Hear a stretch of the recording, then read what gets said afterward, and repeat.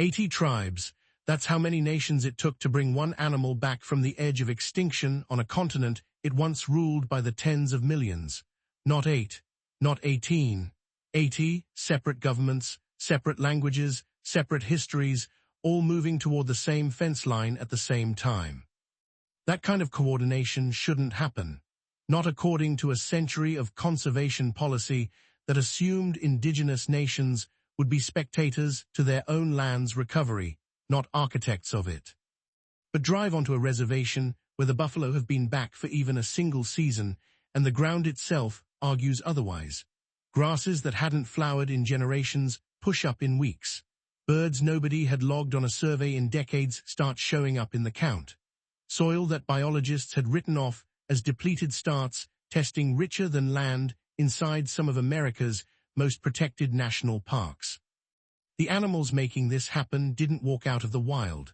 Many of them rode in on livestock trailers, donated, in some cases, from zoos and private preserves hundreds of miles away, trucked home to prairie their ancestors haven't touched in over 100 years. If restoring a landscape by handing the work back to the people who managed it for 10,000 years sounds like it deserves a wider audience, hit like and subscribe. Nature stories like this only reach as far as viewers are willing to carry them. Because the land greening up wasn't even the strangest part of what happened next.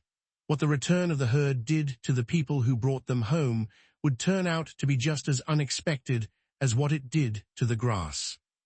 To understand what came back, you first have to see what was lost. 60 million buffalo once moved across this continent in herds so large that trains stopped for days to let them pass. By the end of the 1800s, that number had collapsed to a few hundred. The prairie didn't just lose an animal, it lost its engineer. Buffalo hooves broke up hardened soil. Their grazing patterns kept grasses diverse instead of letting one species choke out the rest. Their wallows became small ponds that other species depended on.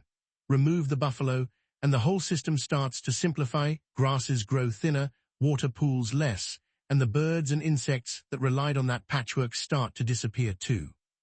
For indigenous communities, the loss went even deeper. The buffalo had been at the center of food, ceremony, and daily life for thousands of years. When the herds vanished, that relationship didn't fade gently, it was severed almost overnight. Which raises the obvious question, after 100 years of absence, how do you bring an animal, and everything tied to it, back to life?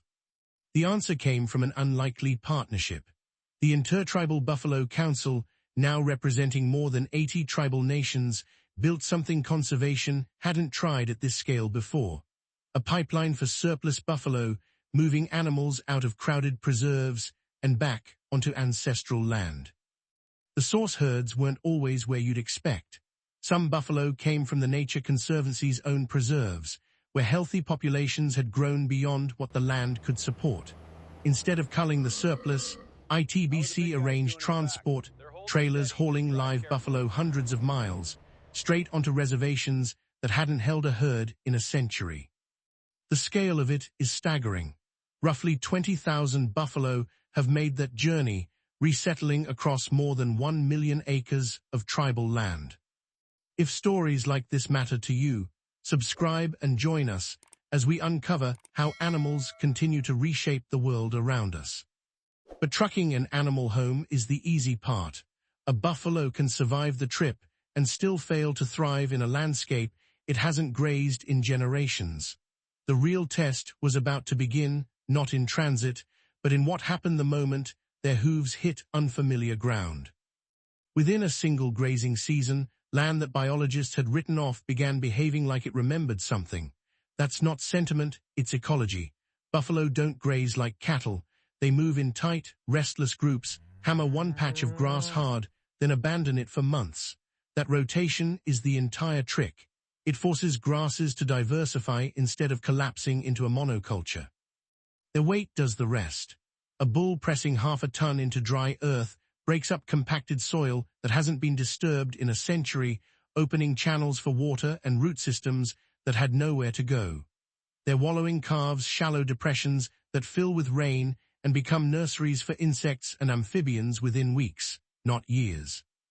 The result, researchers now find that tribal lands managing buffalo this way contain more intact grassland ecosystem than the entire national park system combined. One animal doing what machinery and herbicide programs couldn't reverse in decades. But the land waking up wasn't the end of the story, it was the beginning of a different one.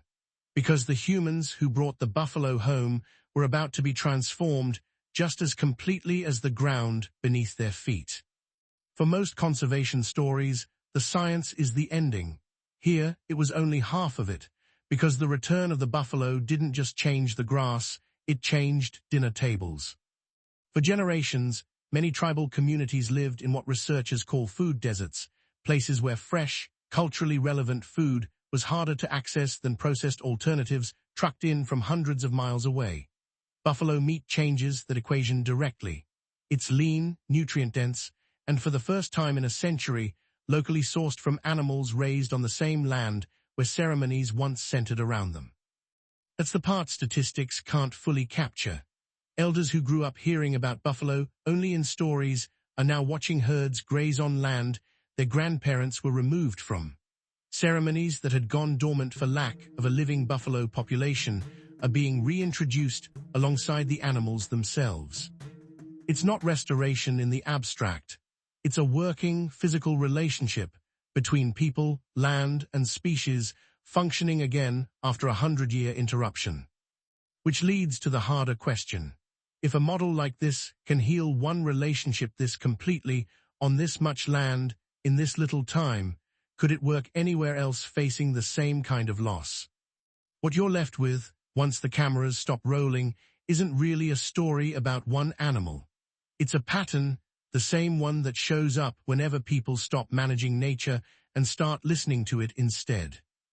A species reduced from tens of millions to a few hundred, a relationship between people and land severed for a century, a coalition of 80 nations rebuilding what conservation policy never thought to include them in, soil breaking open again, grasslands outperforming national parks, food, ceremony, and memory returning to communities that had learned to live without them. None of that was supposed to be reversible on this timeline, and yet here it is, a landscape and a culture recovering together, faster than the science predicted and further than the policy imagined. That's the real discovery in this story. Not that buffalo can restore prairie, ecologists have suspected that for years. It's that the fastest, most complete ecological recoveries tend to happen wherever the people who knew the land longest are finally allowed to lead, which raises a harder question than any of the ones we started with. How many other landscapes are sitting in the same holding pattern, waiting on a coalition that hasn't formed yet, or a policy that hasn't caught up yet? If stories like this matter to you, subscribe and join us as we uncover how animals continue to reshape the world around us. Because this isn't the only species that came back further than anyone expected. Another recovery, in a different part of the world, started with a number even smaller than 80 and ended somewhere just as unlikely. The buffalo didn't just return to the prairie. They proved the prairie was never finished waiting for them.